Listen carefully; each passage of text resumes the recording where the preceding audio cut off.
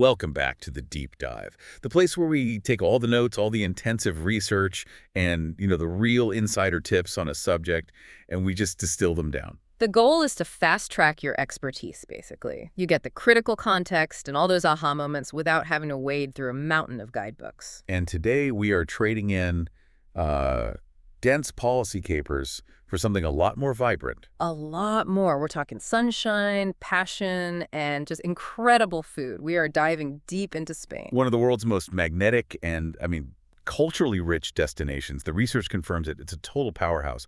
You've got flamenco, you've got world-class art, incredible nightlife. And a cultural clock that just operates on its own time. It's, consistently one of the top 3 most visited countries on the entire planet for a reason. And that popularity, that's where the challenge comes in, right? Yeah. That's really the mission of this deep dive. Exactly.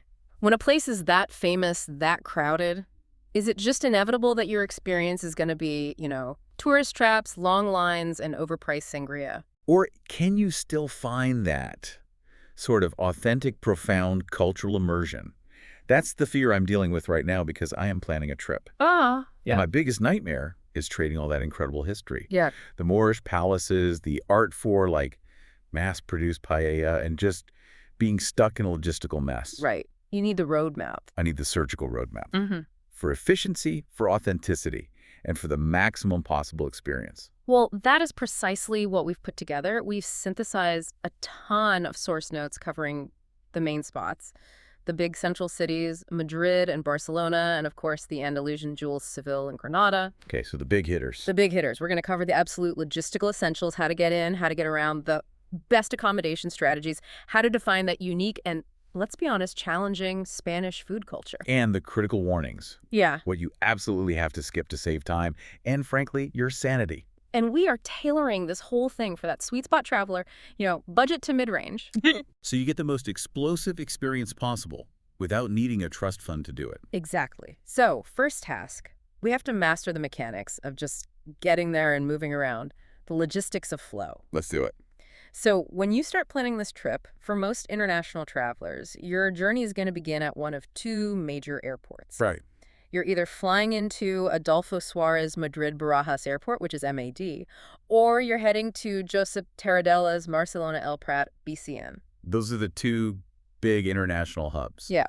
And the notes say they're both massive, modern, very efficient. They are. But the biggest planning tip we pulled from the research isn't about what happens when you land. It's about how far in advance you book. It's about committing early, especially if you're even thinking about traveling in that peak summer season. Oh, absolutely. We see those transatlantic flights, particularly from North America, they start filling up fast, starting in late spring. The price difference is huge, isn't it? Yeah. It's staggering.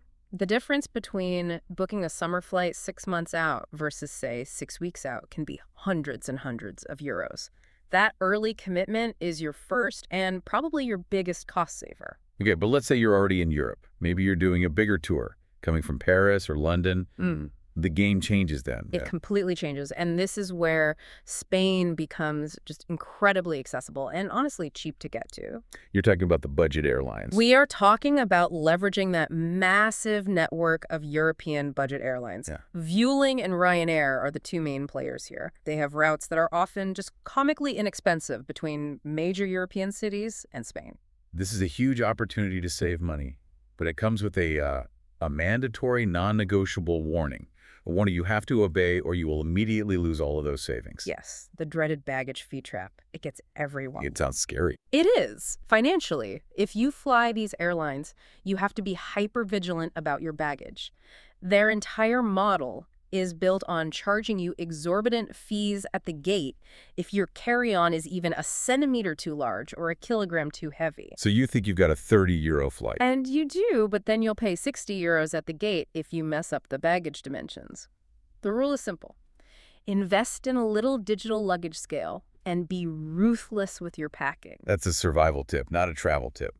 Be ruthless. Okay, so moving past air travel, let's talk about the real star of Spanish travel logistics. The infrastructure marvel. The thing that makes these multi-city trips actually enjoyable and not just a frantic dash, the high-speed rail. The Renfe AVE high-speed network is, and I'm not exaggerating, it's world-class. If you compare it to other networks, its speed, its comfort, and its coverage are just outstanding. I was a little skeptical at first. thinking the train is always best. But then I saw the stats. You mentioned Madrid to Seville in the notes. Madrid to Seville, hundreds of Around kilometers. 2.5 hours. 2.5 hours. It's incredible.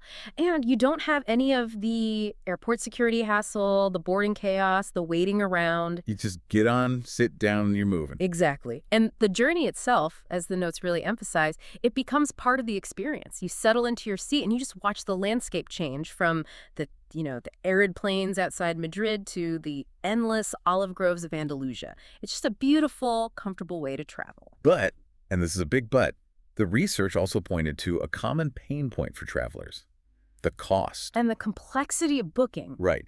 The train is great, but it is not cheap if you wait until the last minute. This is the crucial cost caveat. Unlike some European rail systems, the AVE works more like an airline. The prices are dynamic. So last-minute fares are a killer. They can be astronomical, especially on those high-demand routes like Madrid to Barcelona or Madrid to Seville. You absolutely must book these major train journeys the second your itinerary is locked in. And what about the booking itself? Because I've heard horror stories about the Renfe website being, let's say, difficult for non-Spanish speakers or for people using foreign credit cards. It can be a genuine source of frustration. Many people struggle with the official site. It's gotten better, but it can still be tricky. So what's the workaround? If you're struggling, just look for a reputable third-party booking site. There are several that cater to international travelers. Yes, you might pay a very slight commission. But it's worth it for the peace of mind. It's often worth it just to know your foreign credit card will go through without a hitch. It saves a lot of stress. Okay, that's a really practical solution. So high-speed rail for the big city-to-city jumps. What about the classic romantic notion of a Spanish road trip? Is driving ever the right call? Only in very specific cases. Driving is really only justified if your goal is deep rural exploration where, public transit just isn't going to get you. Like what, for example? The notes cite two perfect examples. First, exploring the famous white villages, the pueblos blancos that are scattered all over the Andalusian hills. Okay, you need a car for that. You need a car for that flexibility. The other is if you're doing, say, a comprehensive tasting tour through the Rioja wine regions. A car is essential there. But the second you get near a big city. It's an immediate hard stop. We strongly advise against even attempting to drive or park in central Madrid or Barcelona. Why so strong? It's not just the expense, which is high, it's the sheer difficulty. You're trying to navigate these tiny, ancient, winding streets, and then you're trying to find a parking spot that doesn't cost 30 euros a day. It's a complete waste of precious travel time.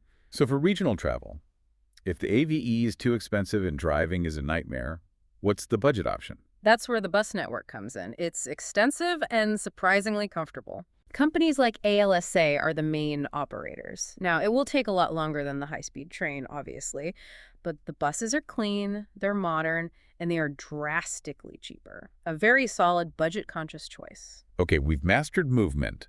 Now we need a place to stay. Let's talk accommodation. The notes point overwhelmingly in one direction here: maximizing local immersion. So getting away from the generic tourist experience. Exactly. For the budget to mid-range traveler, that means prioritizing Airbnbs or small local guest houses in really authentic, vibrant neighborhoods, the barrios. I love that idea. Finding the pulse of the city from the moment you wake up. That's it. Instead of staying near a sterile train station, you look for a neighborhood that feels lived in. In Madrid, that might be Malasaña, with its bohemian vibe and quirky cafes. And in Barcelona? Maybe Elborn. It's historic, but it's packed with incredible little local shops and tapas bars. When you stay there, your first coffee in the morning is at a local spot, not some tourist trap. You immediately tap into the authentic rhythm of the city. So that's the immersion strategy. But the notes also highlighted this unique historic splurge option that sounds just incredible. The Paradors. Ah, the Paradors.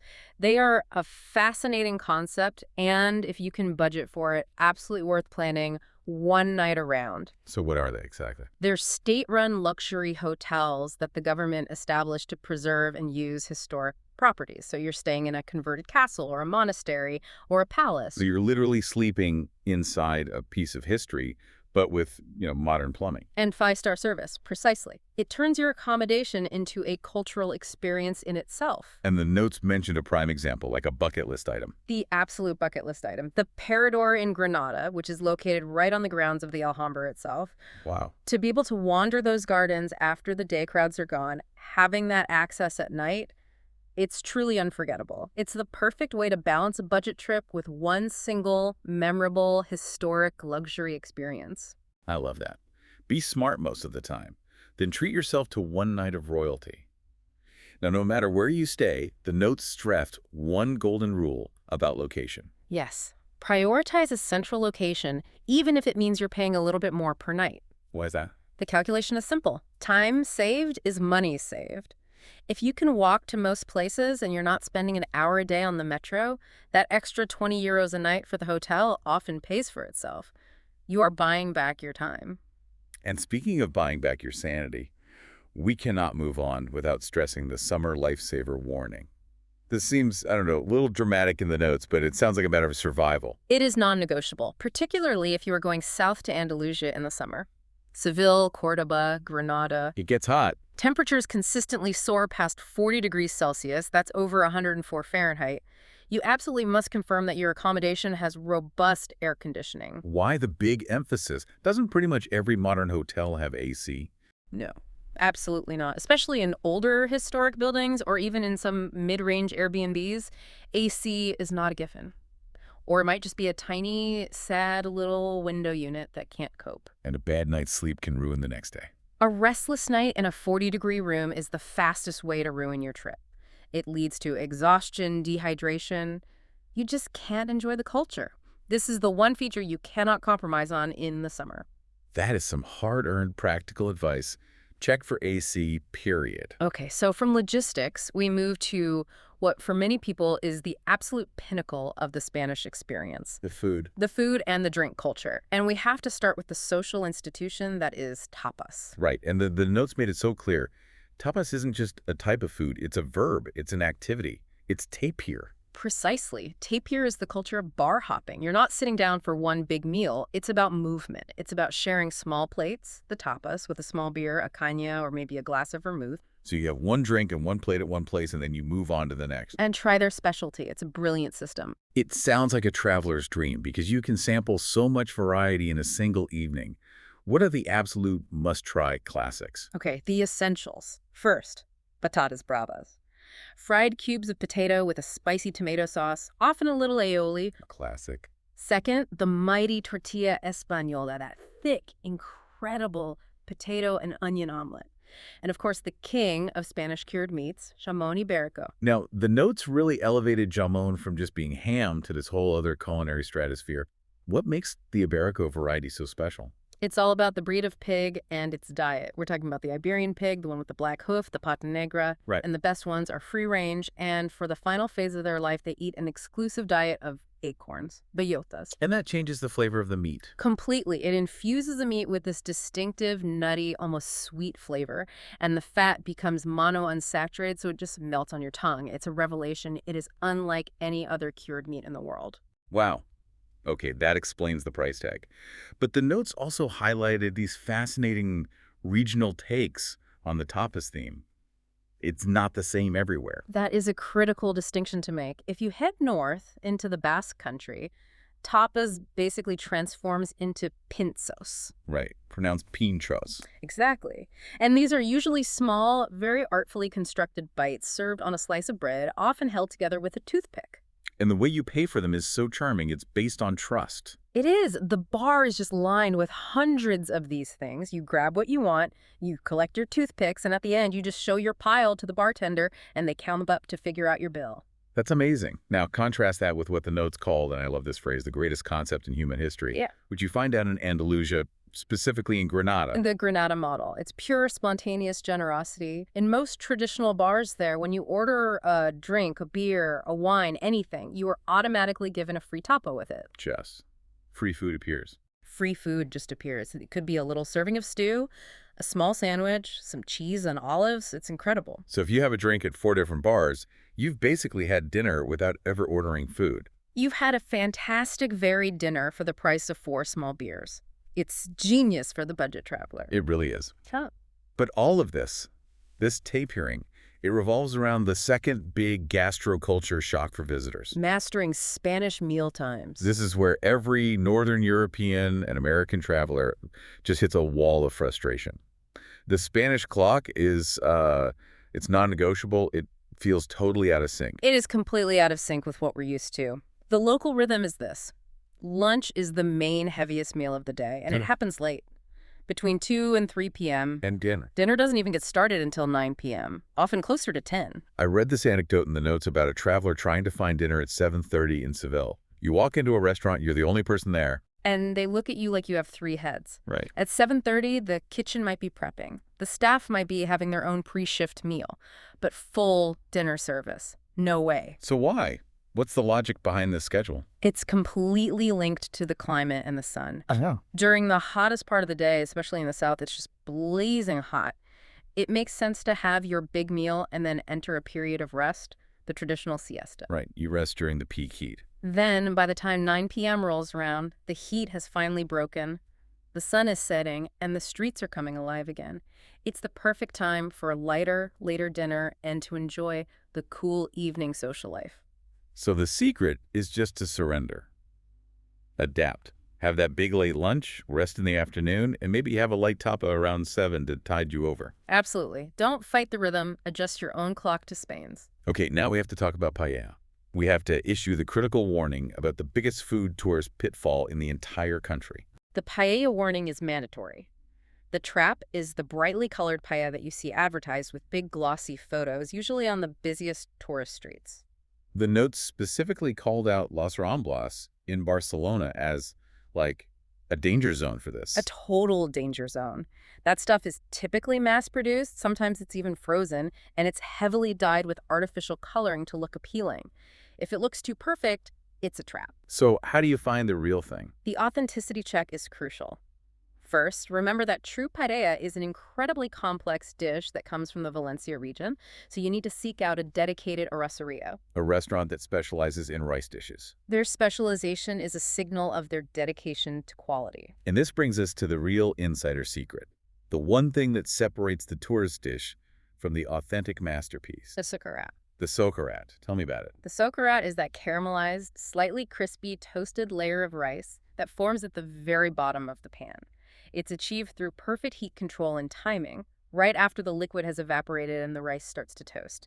So what does it taste like? Why is that the mark of a great paella? It tastes like pure, concentrated flavor. It's the essence of the broth, the nuttiness of the toasted rice, and that slight, beautiful char from precision cooking. If your paella doesn't have a socarat, it means the chef didn't cook it right. Finding that crispy bottom layer, that is your aha moment. That's how you know you found the real deal. Okay, from gastronomy to high culture, we have to talk about the heavyweights, and we'll start in Madrid. The city has this formal, almost regal energy, but it's backed by just mind-blowing artistic depth. It really is. And that depth is defined by its museums, specifically the Golden Triangle of Art. You have 3 world-class museums, all within easy walking distance of each other. The concentration of masterpieces is almost overwhelming. Let's start with the big one, the home of the Spanish masters. That would be the Prado. This is the repository of Spanish history and artistic genius. It's where you find the great works by Goya and, most famously, Velázquez. And the one piece you absolutely cannot miss there is Las Meninas. It is a non-negotiable. The research notes describe seeing it in person as a truly transformative experience. Why is it so impactful? What's the big deal with that painting? It's the scale, first of all. It's a massive canvas, but it's also the optical illusion. Velázquez plays with perspective in this incredibly clever way that incorporates you, the viewer, into the scene. It almost feels like you're standing in the room with the royal family and the artist himself. It's a profound statement on art and reality. Okay, and then you have the Thyssen-Bornemisza, which sort of fills in the gaps. Exactly. The Thyssen provides the context. It offers this sweeping historical survey of European art from the Renaissance all the way through to modern periods. It makes the whole Golden Triangle experience feel complete. And the final point of the triangle is the Reina Sofia. Yeah. And it is home to what might be the most famous political painting of the 20th century. Picasso's Guernica. This is a cultural pilgrimage. The notes are very clear. No photo, no reproduction can ever prepare you for the sheer physical scale of this painting. It's huge, right? It's absolutely massive, over 11 feet tall and 25 feet wide. The experience of just standing in front of it is profoundly moving. Beyond just the size, what is it about the painting that have that emotional impact? It's the stark brutality of it. It's all in black and white, and it captures the pure suffering and chaos of the Nazi bombing of the Basque town of Granada during the Spanish Civil War. The twisted faces, the dismembered figures. It forces you to confront the horror of war in a way that very few artworks can. It's a powerful, somber experience. So that's the formal high culture side of Madrid, but the city has this other energy too, doesn't it? It's not just solemn museums. Not at all. You have to contrast that with Madrid's vibrant social heart. You have to spend an afternoon in Retiro Park, maybe rent a little rowboat on the lake, Or just people watch. or just people watch from a cafe in the grand, historic Plaza Mayor. Madrid is regal, yes, but its social life is incredibly relaxed and welcoming. Okay, so now let's hop on that high-speed train and head east. You get to Barcelona, and the whole vibe just shifts palpably, doesn't it? It's a complete shift. You're moving from the central royal capital to this edgy coastal city with a completely different history and cultural identity. It's Catalan. It is intrinsically Catalan, and that distinct identity informs everything. The language on the street signs, the politics, and especially the architecture. The visual identity of Barcelona is dominated by the wild, dreamlike fantasy of Antoni Gaudí. His work is like something from another planet, Yeah. especially the Sagrada Familia. It's been under construction for over 140 years, and it's just breathtaking. It's an architectural wonder. When you walk inside, the columns are designed to look like branching trees, creating this dense forest-like canopy above you. And the light. The light is the real magic, the way it filters through the stained glass, especially in the late afternoon. It's an explosion of color. It transforms the entire space from cold stone into pure ethereal light. It feels like he captured nature and turned it into a cathedral. And then you have the complete whimsy of Park Güell. Park Güell is just pure joy. It's got the famous serpentine mosaic benches, the little gatehouses that look like they're made of gingerbread. It's playful and organic. It's a perfect, joyful contrast to the serious grandeur of the Sagrada Familia. But, and we have to scream this from the rooftops, seeing these gaudy masterpieces is entirely dependent on one single administrative task. This might be the single most important piece of logistical advice for a Spain trip. You must book your tickets for the Sagrada Familia and Park Güell online. And not just the day before. Weeks or even months in advance. These sites have hard capacity limits. If you just show up in high season without a pre-booked, timed ticket, I can guarantee you will be disappointed. You will be turned away. So Madrid requires your cultural attention, but Barcelona requires your logistical precision. An excellent way to put it. From the Catalan coast, let's head south, to the heart of what many people think of as Spanish culture, Andalusia. Andalusia, with Seville and Granada. This is the region of passion, of heat, of that deep Moorish influence, and Seville is the undeniable heart of flamenco. And again, authenticity is the key here. We have to avoid the big tourist traps and find the real, raw experience. That means you have to seek out the small, intimate tablaos.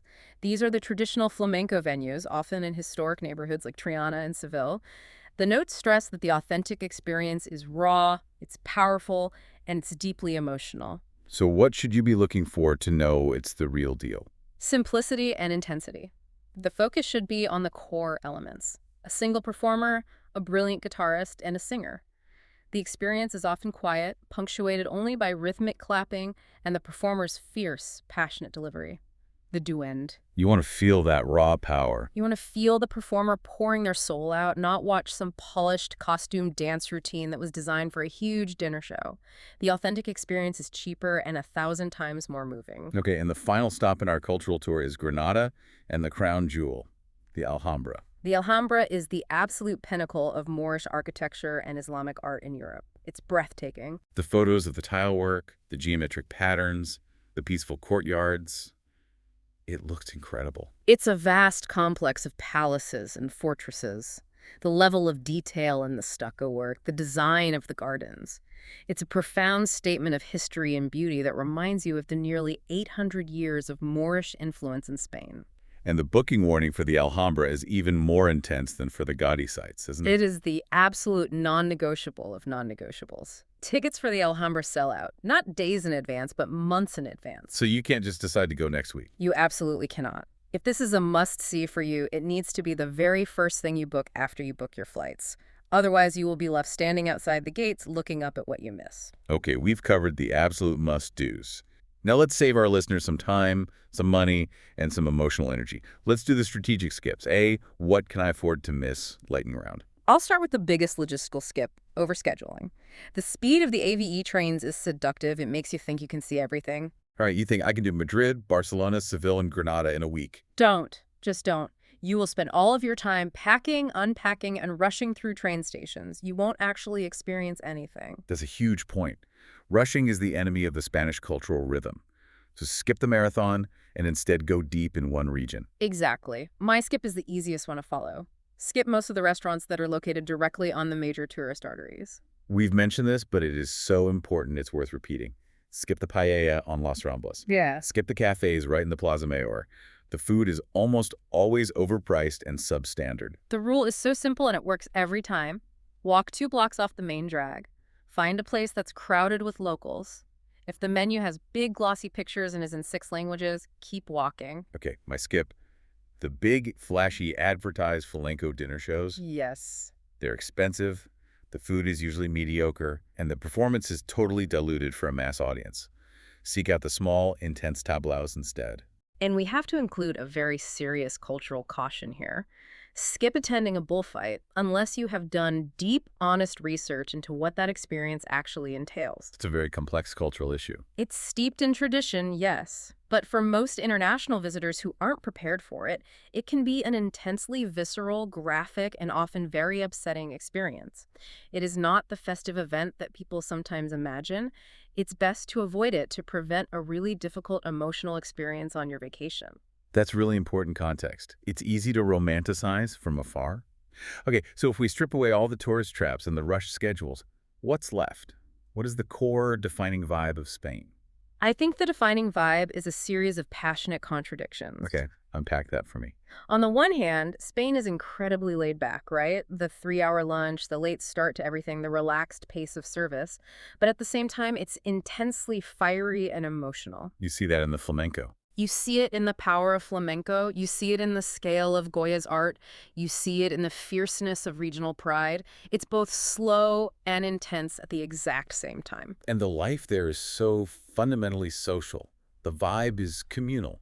Life is lived outside, not inside your house. It's in the streets, the plazas, the bars. That social energy defines the whole country, especially the late-night culture. Once you've adapted to the schedule and you're having dinner at 10 p.m. and then going for a walk at midnight, the streets are still vibrant. It's not just young people either. No, it's full of families, kids, grandparents, everyone just sharing conversations and enjoying the cool air.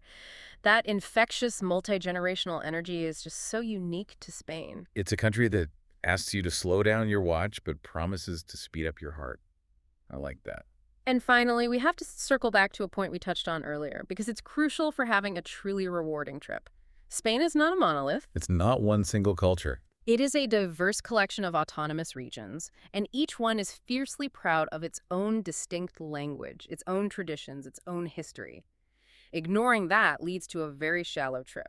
So, for example, the traveler needs to understand the difference between the experience in Madrid and the experience in Barcelona. Absolutely. In Madrid, you're in the historic, centralized capital of Spain. The atmosphere is grand and nationally focused. In Barcelona, you are in Catalonia. Yeah. The language on the signs is Catalan. The cultural focus is regional.